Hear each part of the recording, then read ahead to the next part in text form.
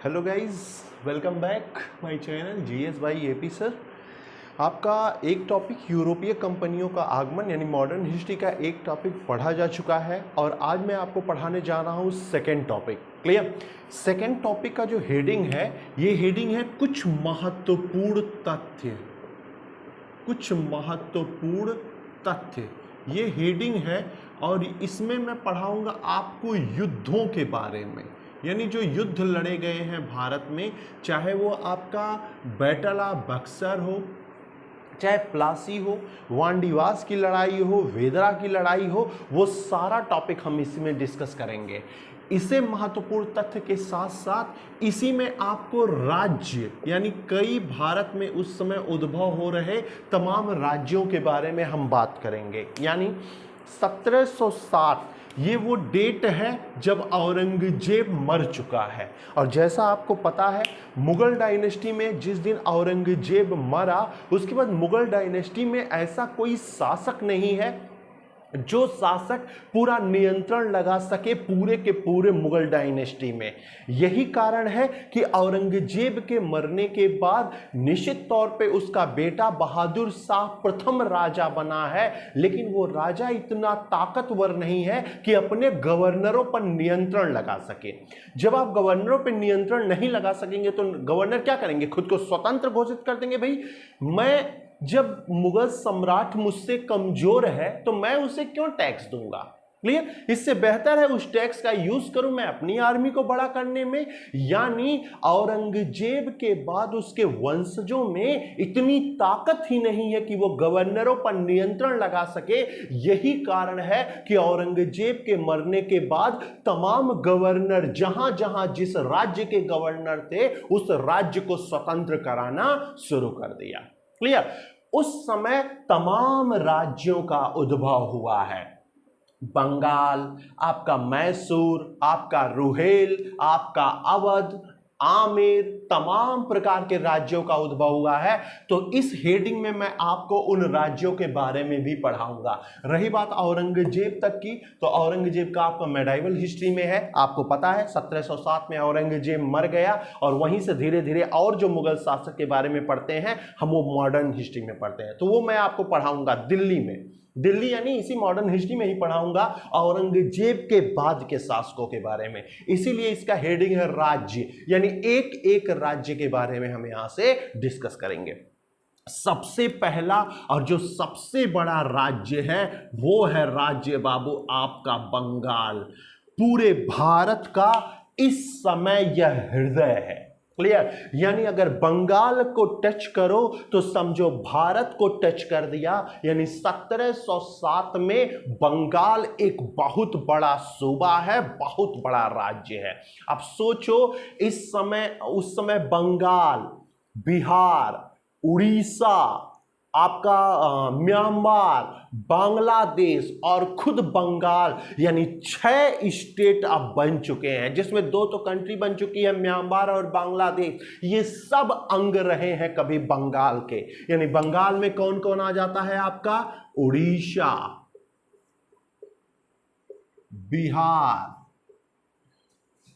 बिहार, उड़ीसा, बंगाल खुद, बांग्लादेश,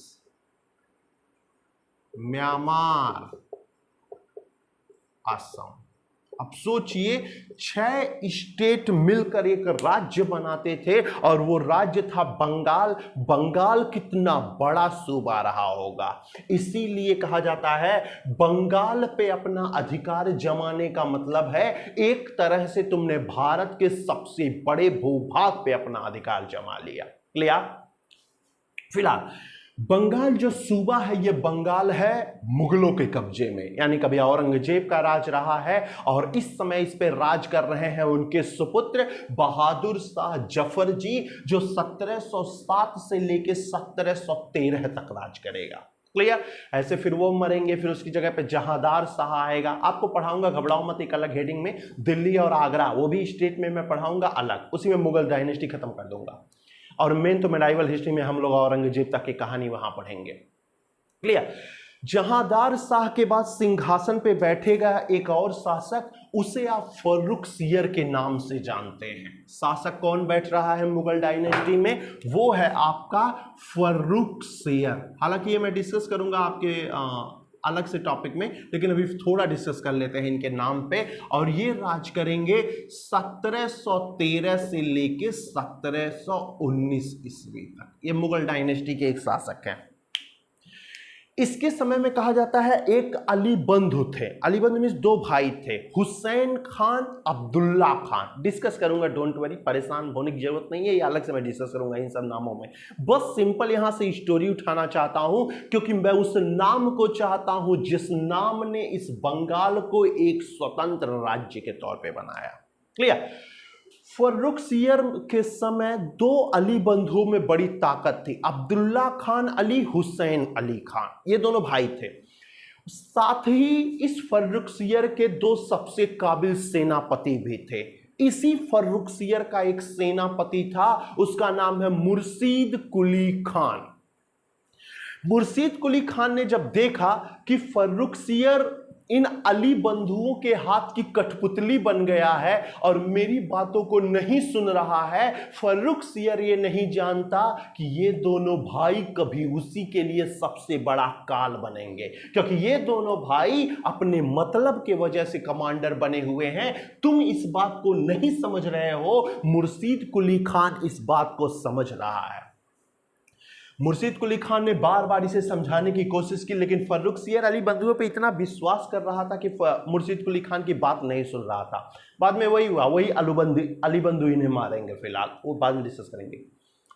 तो अली बंधुओं को यह पता चला कि भाई मुर्शीद कुली खान हमारे खिलाफ भड़का रहा है, तो उन्होंने क्या किया, फर्रुखसियर से कह के मुर्शीद कुली खान को बंगाल का गवर्नर बना दिया कि बंगाल दूर दराज के क्षेत्र में रहेगा, तो हम लोग यहां क्या षड्यंत्र कर रहे हैं ये उसे पता नहीं चल पाएगा।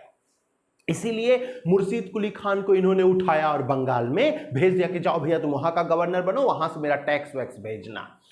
दिनों दिन इनकी हालत खराब हो रही, यानी अली बंधु अपनी ताकत को इकट्ठा कर रहे हैं। जब मुर्शीद कुली खान को यह बात पता चली तो मुर्शीद कुली खान ने कहा, बताओ इतना समझाने के बावजूद नहीं समझ रहा है तो जो मन में आए वो करे। और मुर्शीद कुली खान ने 1717 ईस्वी में बंगाल को स्वतंत्र राज्य घोषित कर दिया। क्लियर? जाओ अलीबंद, तुम्हारे पास शक्ति है तो आओ लड़ो मुर्शीद कुली खान से, बात ही खत्म। और मुर्शीद कुली खान से टकराना इतना आसान नहीं था, क्योंकि मुर्शीद कुली खान वो सेनापति है जिसके रणनीति के आगे फर्रुखसियर और अली बंधु जैसे लोग टिक ही नहीं पाएंगे। पूरे उस समय पूरे भारत का सबसे काबिल कमांडर था मुर्शीद कुली खान। याद रखिए, यही वो इंसान है जिसने बंगाल को स्वतंत्र राज्य के तौर पे इस्टेब्लिश किया है, और ये नाम है मुर्शीद कुली खान का। और आपको पता है इस समय ईस्ट इंडिया कंपनी, पुर्तगाली कंपनी, डच, डेंस सब पहुंच चुके हैं भारत, और वो राज्य विस्तार भी कर रहे हैं, अपनी कंपनी का विस्तार कर रहे हैं। मुगलों में भी कंपनियों का विस्तार हो गया है। मुर्शीद कुली खान कभी उन कंपनियों को लेकर भी सचेत किया था, फर्रुखसियर को भी और इससे पहले राज कर रहे जहांदार शाह को भी, लेकिन कोई इसकी बात ही नहीं सुन रहा। तो भाड़ में जाओ, जाने दो। फिलहाल मुर्शीद कुली खान ने बंगाल को क्या राज्य बनाया है, निश्चित तौर पे सबसे बेहतरीन स्टेट।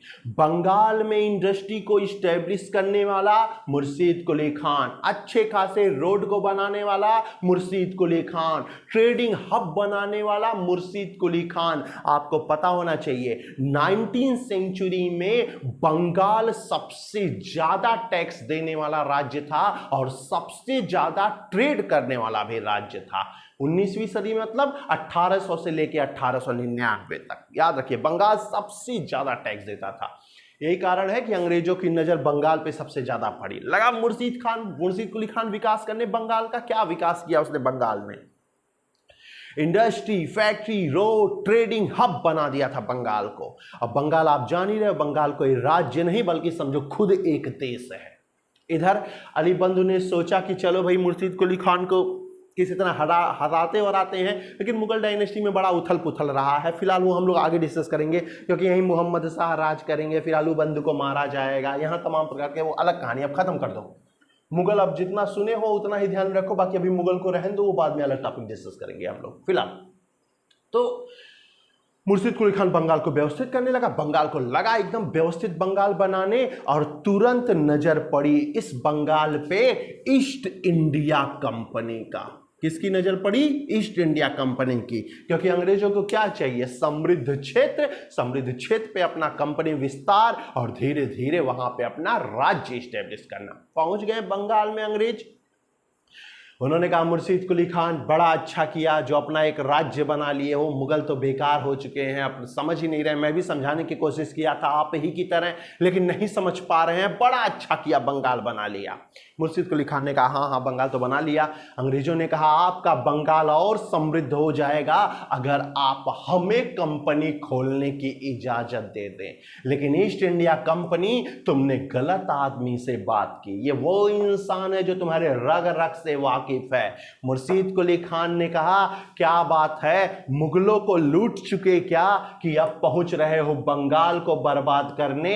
यहां ट्रेड के बारे में सोचना तो दूर, एक कदम भी रखा तो उसी दिन तुम्हारे ईस्ट इंडिया कंपनी को मैं खत्म कर दूंगा। क्लियर? बाबू ये जिस तरह गए थे उल्टे पांव भाग आए, क्योंकि इस कुली खान का सामना जब अली बंधु और फर्रुखसियर जैसे शासक नहीं कर पा रहे थे तो तुम्हारी तो अभी कोई वैल्यू ही नहीं थी, कोई समस्या नहीं। हालांकि पावरफुल हो रहे थे, दिनों दिन इनकी पावर बढ़ रही थी, लेकिन वो जानते थे ये कमांडर काबिल है जिसके सामने वो टिक नहीं पाएंगे। अंग्रेज लौट गए। जाते जाते अंग्रेजों ने ये जरूर कहा घबराओ मत, एक दिन हम वापस बंगाल में आएंगे और बंगाल को मैं इतना बर्बाद करूंगा जिसकी कोई सीमा नहीं। तो आपको पता होना चाहिए बिल्कुल सही हुआ था। बंगाल में आएंगे, बंगाल को बर्बाद करेंगे, और उन्हीं के बर्बाद की वजह से बंगाल में इतने ज्यादा फेमाइंस आए हैं, इतने ज्यादा अकाल आए हैं कि कई लाख इंसान मरे हैं, वो केवल और केवल ईस्ट इंडिया कंपनी की वजह से। फिलहाल चलो इधर मुर्शिद कुली खान ने व्यवस्थित किया। हमें इस नाम के बारे में ज्यादा नहीं जानना, बस इतना ही जानना था। मेन मुझे पढ़ाना है आपको सिराजुद्दौला, वो मुझे लाना है। तो जल्दी जल्दी आगे बढ़ते हैं, क्योंकि ये सब इंपॉर्टेंट नहीं है, आपके एग्जाम में क्वेश्चंस नहीं बनते हैं इससे। बस इतना याद रखना, मुर्शिद कुली खान ने बंगाल को स्वतंत्र कब किया, और मुर्शिद कुली खान किस डायनेस्टी के अंदर में कमांडर था? तो मुगल डायनेस्टी। चलो, दुर्भाग्य है कोई पुत्र नहीं, केवल पुत्रियां थीं, और पुत्रियां का विवाह इसने अलग अलग लोगों के साथ किया। उसी में एक दामाद इसका सुजाउद्दीन है, एक दामाद आपका अली वर्दी खान है। जिस दिन तुम मरे उस दिन तुमने एक वसीयत तैयार किया था। वसीयत के अनुसार मुर्शिद कुली खान ने कहा ऐसा है, मेरे सारे दामादों में सबसे काबिल जो दामाद है वो अली वर्दी खान है, मेरे मरने के बाद अवध का नवाब उसे ही बनाइएगा। लेकिन जिस दिन मुर्शिद कुली खान मरा उस दिन इनके दामादों के बीच में गृह युद्ध छिड़ गया। आपको पता है मैं हमेशा बोलता हूं, युद्ध कभी किसी के लिए अच्छा नहीं होता, चाहे वो जीतने वाला हो या हारने वाला हो, दोनों के लिए अच्छा नहीं होता बाबू। तो लड़ाई हुई, अली वर्दी सुजाउद्दीन, अली वर्दी खान और तमाम सरफराज खान, तीन दामाद थे, तीनों के बीच में लड़ाई हुई। अली वर्दी खान कहा जाता है यहां पे जीत गया और इन दोनों को मारकर खुद को बंगाल का नवाब घोषित कर दिया। क्यों? क्योंकि कागजात के मुताबिक मुर्शिद कुली खान अली वर्दी खान को ही दामाद बनाना चाहता था, इसीलिए बंगाल की जनता और बंगाल की आर्मी और अमीरों ने सब अली वर्दी खान का साथ दिया। यही कारण कि अली वर्दी खान जीत गया। चलो, अली वर्दी खान सिंहासन पे बैठा और लगा व्यवस्थित करने सब कुछ। बंगाल जो टूटा फूटा था उसको फिर से व्यवस्थित करने लगा। अंग्रेजों की नजर फिर पड़ी बंगाल, उसने कहा चलो शासक बदल गया, मुर्शिद कुली खान गया, अब अली वर्दी खान आता है, चलो चलते हैं। फिर ईस्ट इंडिया कंपनी आई अली वर्दी खान के समक्ष। उन्होंने कहा अली वर्दी खान जी, बड़ा दुख लगा आप लोगों ने उत्तराधिकार युद्ध किया, चलिए बड़ी अच्छी बात है कि आप जीत गए और अवध के नवाब बन गए, क्योंकि जहां तक मेरा मानना है कुली खान के सपनों को केवल आप ही पूरा कर सकते हैं। लगा मस्का मारने। अली वर्दी खान मुर्शीद कुली खान की सोच जैसा था, वो भी बड़ा माइंडेड इंसान था और इनकी चापलूसिता को समझता था।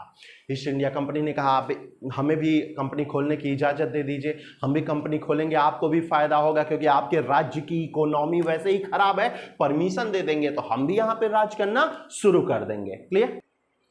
अली वर्दी खान अंग्रेजों की चालाकी को तो समझता था लेकिन मजबूर था, क्योंकि बंगाल की इकोनॉमी को बेहतर बनाना चाहता था और बेहतर बनाने के लिए उसे ईस्ट इंडिया कंपनी में एक अपॉर्चुनिटी के तौर पे दिखी, एक अवसर के तौर पे दिखा। और अली वर्दी खान ने बाबू, आपको पता होना चाहिए, ईस्ट इंडिया कंपनी को बंगाल में कंपनी खोलने का इजाज़त दे दिया। गलत किया, नहीं करना चाहिए था। इकोनॉमी कुछ दिन लुढ़कती कोई बात नहीं है, इकोनॉमी धीरे धीरे व्यवस्थित हो जाती कोई बात नहीं, लेकिन ईस्ट इंडिया कंपनी को परमिशन नहीं देना चाहिए था, क्योंकि ये ईस्ट इंडिया कंपनी है अली वर्दी खान, तुम्हें पता ही नहीं कब तुम्हारे बंगाल को ये चट कर जाएगी। क्लियर? चलो, अली वर्दी खान ने परमिशन तो दिया, लेकिन अली वर्दी खान ने इन पर नियंत्रण लगाए रखा था। कब तुम्हें आना है व्यापार करने, कब जाना है, कितना टैक्स देना है, कैसे सामान का रेट बढ़ाना है, कब घटाना है, ये सब अली वर्दी खान करता था। तुम्हें परमिशन तो जरूर दिया, लेकिन तुम्हें खुलकर वहां राज या व्यापार करने नहीं दिया। हालांकि अली वर्दी खान ने यह बात कही है कि EIC ये मधुमक्खी के छत्ते हैं, एक मधुमक्खी आएगी तो पूरे के पूरे आएंगे और यहाँ छत्ता बना लेंगे, यहाँ सत्ता बना लेंगे, ये मैं जानता हूँ, लेकिन बंगाल की इकोनॉमी बचाना ज़्यादा जरूरी है। चलो ठीक है, तुम हो तो सही है, लेकिन जिस दिन तुम मर जाओगे पता नहीं आपके वंशजों में वो ताकत रहेगी कि नहीं ईस्ट इंडिया कंपनी को रोकने की। यही सोच में तुम विफल हो गए। क्लियर? फिलहाल जब तक अली वर्दी खान था उसने नियंत्रण लगाया ईस्ट इंडिया कंपनी पे। ये अली वर्दी खान 1756 ईस्वी में मर जाएगा। अली वर्दी खान जो मरे हैं बाबू 1756 में। मैं पहले ही आपको बता चुका हूं, ना मुझे मुर्शीद कुली खान से मतलब है, ना अली वर्दी खान से मतलब है, मुझे मतलब है सिराजुद्दौला से जो आ रहे हैं अब। इनका भी दुर्भाग्य, एक भी पुत्र नहीं, इनकी भी केवल पुत्रियां हैं और एक दामाद उसमें से है जिसका नाम है बाबू सिराजुद्दौला। इस अली वर्दी खान की एक मुंह बोली बहन है, उस बहन का नाम है घसीटी बेगम। एक ना एक खूंखार रहते ही हैं, तो लो यहाँ खूंखार है बेचारी घसीटी बेगम, जो अली वर्दी खान की मुंह बोली बहन है। क्लियर?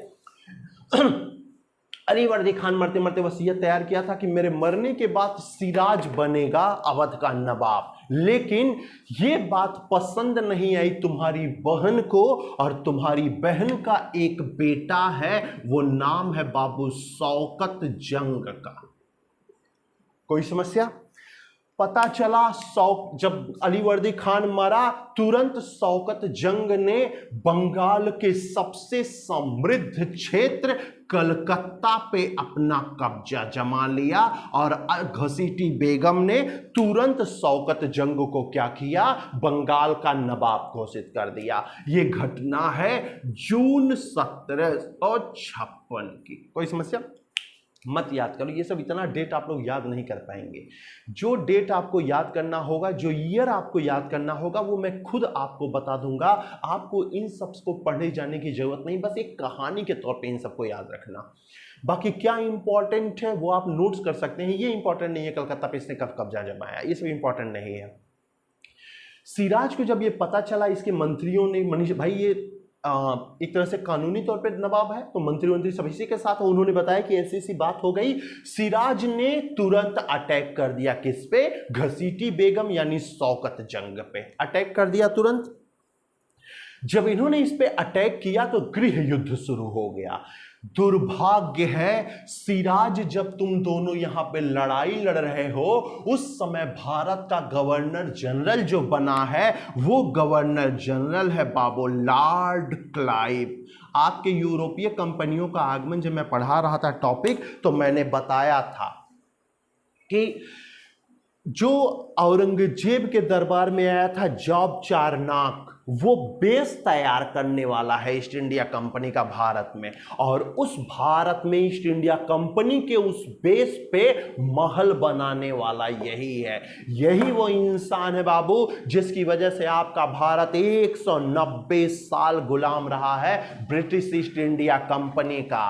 बैटल ऑफ प्लासी यही लड़ा, बैटल ऑफ बक्सर यही लड़ा, बैटल ऑफ वांडीवास यही, बैटल ऑफ रेदरा यही, यानी सारे महत्वपूर्ण युद्धों का कमांडर यही है। और यही वो इंसान है जिसने आपके भारत में ईस्ट इंडिया कंपनी का महल बनाया, जिसका गुलाम बना है भारत 190 साल। 1757 से लेकर 1947 तक आ रहा है, बस पहुंच रहे हो। तो दुर्भाग्य है कि ये आ रहा है, बड़ा माइंडेड इंसान था निश्चित तौर पे। दोनों में गृह युद्ध शुरू हो गया। लॉर्ड क्लाइव ना आओ देखा ना ताओ, जब देखा कि दोनों गृह युद्ध में फंस गए तो इसने कलकत्ता के सबसे बड़े ट्रेडिंग हब, बंगाल का सबसे बड़ा ट्रेडिंग हब कलकत्ता, और कलकत्ता का सबसे बड़ा ट्रेडिंग हब है बाबू चंद्रनगर। इसने क्या किया, चंद्रनगर की घेरेबंदी कर दी। कहा उत्तराधिकार युद्ध हो रहा है, चलो इसी में फायदा उठाओ। घेरेबंदी से क्या फायदा, अब उस क्षेत्र में जो भी ट्रेडिंग होगा मालिक लॉर्ड क्लाइव, दाम बढ़ाया जाएगा मालिक लॉर्ड क्लाइव, टैक्स नहीं दिया जाएगा, यानी चंद्रनगर का समझो ये राजा बन चुका है, वो भी सबसे बड़े ट्रेडिंग हब का। ठीक है, उत्तराधिकार युद्ध शुरू हुआ। हालांकि इस उत्तराधिकार युद्ध में सिराजुद्दौला ने इनको मार दिया है और इनको जेल में बंद कर दिया जहां इनकी मृत्यु हो जाएगी। यानी इस उत्तराधिकार युद्ध में सिराजुद्दौला जीत चुका है, घसीटी बेगम शौकत जंग हार चुके हैं, और चंद्रनगर पे लॉर्ड क्लाइव ने घेरेबंदी करके रखी है। बस आज इतना ही पढ़ते हैं, कल आगे डिस्कस करेंगे। कल मेन टॉपिक है आपके बैटल ऑफ प्लासी को पढ़ाऊंगा, बैटल ऑफ बक्सर को पढ़ाऊंगा, यानी बंगाल खत्म किया जाएगा। उसके बाद धीरे धीरे पहले अवध पढ़ाऊंगा, अवध छोटा सा है, मैसूर पढ़ेंगे हैदर अली के बारे में, आमेर पढ़ाऊंगा, और मुगल डायनेस्टी पढ़ाऊंगा यानी दिल्ली और आगरा। ये आपके दूसरे टॉपिक में इतना सारा टॉपिक पढ़ा जाएगा। फिलहाल अभी आपको इतना ही याद रखना है कि सिराजुद्दौला ने इन दोनों को हरा दिया उत्तराधिकार में, और लॉर्ड क्लाइव ने चंद्रनगर की घेरेबंदी कर ली है।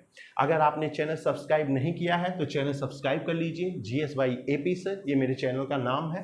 बेल आइकॉन को जरूर प्रेस कर दीजिएगा जिससे जो भी वीडियो अपलोड किए जाएंगे वो आपके पास पहुंच जाए।